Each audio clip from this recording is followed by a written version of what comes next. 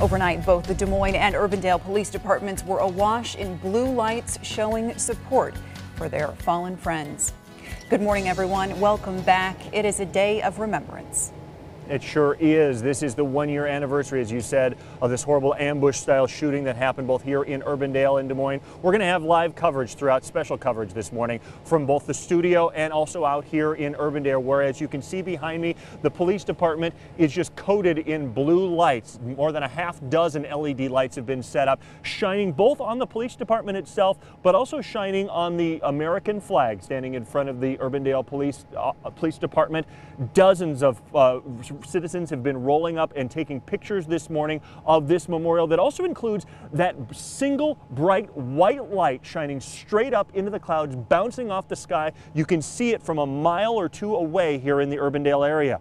Now, we are just a few blocks away from where all this unfolded 1 year ago. We are on 86th Street here in Urbandale, just a few blocks west of 70th and Aurora, where Officer Martin was killed at 1:06 a.m. last year.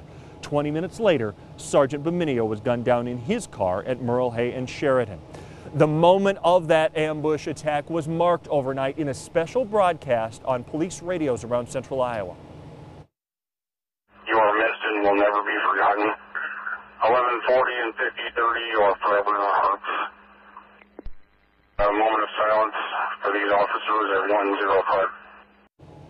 And that extended for more than a minute overnight. Sergeant Beminio was 38 years old at the time of his death. He was born in Fort Dodge. He grew up in Iowa City and attended Simpson College. He worked for the Indianola Police Department for a time before joining the force in Des Moines. He had a wife and 3 children. Officer Martin was just 24 years old. He grew up in Rockwell City and also attended Simpson College. He joined the Urbandale force in August of 2015. He is survived by his parents and a brother. 1 year later, Martin's parents are still going through the process that all of central Iowa is, trying to just come to grips with what happened a year ago. Tommy Clark has more from them. This has just impacted, obviously, the whole Rockwell City community as well. Exactly, Eric. Randy and Jade Martin say that the memory of their son is still alive, and they see his memory everywhere, including in their hometown of Rockwell City. They say from the bridge there that has his badge number to the football field, he is still being remembered. The Martins say Justin was destined to be a police officer who served others, and that will be his lasting legacy.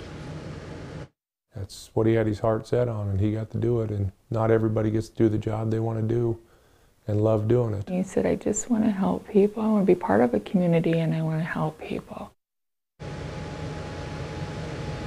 Now, tonight at 5 and 6, KCCI's Laura Terrell is our reporter who sat down with the family of fallen officer Justin Martin. She'll have more from them, including how they feel about the community support they've received and also just how they remember him on a daily basis. And you saw those blue ribbons on the trees there in Rockwell City that remain up. There's also memorials at Simpson College where they both went to school. It's just impacted so much of the community. And there have also been memorials here in Urbandale as well. Hundreds of family and friends gathered just not long ago in the last handful of weeks to honor Officer Justin Martin in Martin Field next to the Urbandale Police Station.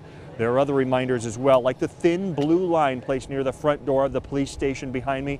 The city also added an eagle statue of vigilance at the police station entrance. So when you walk in, all those things remind residents of Urbandale of that tragic day.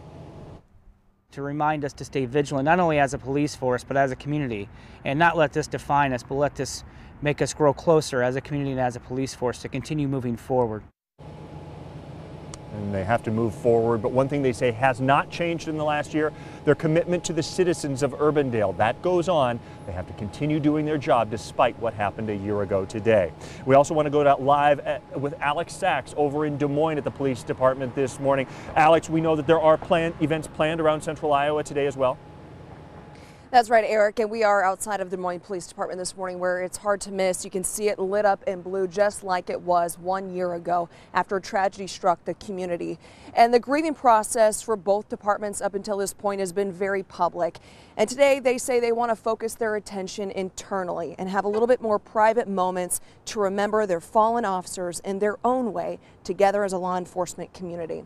So private events will happen today for both departments. At 10:30 this morning, the Urbandale Police Department will have a public event with Officer Justin Martin's family. And while this has been a very public tragedy and what is sure to be a difficult day for many, When we spoke with leaders in the departments, they say they can't say enough about how their men and women have coped and come together this past year.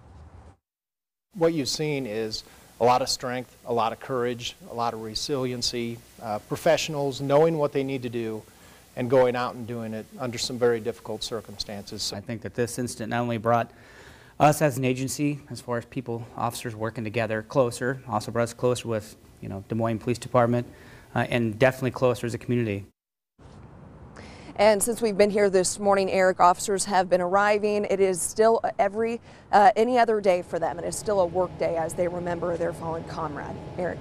Yeah, we're seeing the same thing happen here in Urbandale as well, Alex. We should also mention that perhaps a big part of the healing process for the officers in both departments is the fact that they didn't have to go through a long, drawn-out trial in this case for the man responsible for this shooting. Scott Michael Green was captured just hours after the ambush, and in May, he pleaded guilty to the murders, that he acted willfully and deliberately. He was immediately sentenced to 2 consecutive terms of life in prison at the Iowa State Penitentiary. It is a cool morning, a very quiet and calm morning with a lot of memories going on around here in Des Moines and Urbandale. We're going to have much more in this half hour, including how the officers in both departments, as well as other departments around the central Iowa area, have kind of adjusted to life after this shooting, what they're doing differently now. But for now, we'll go back to you, Elizabeth, in the studio.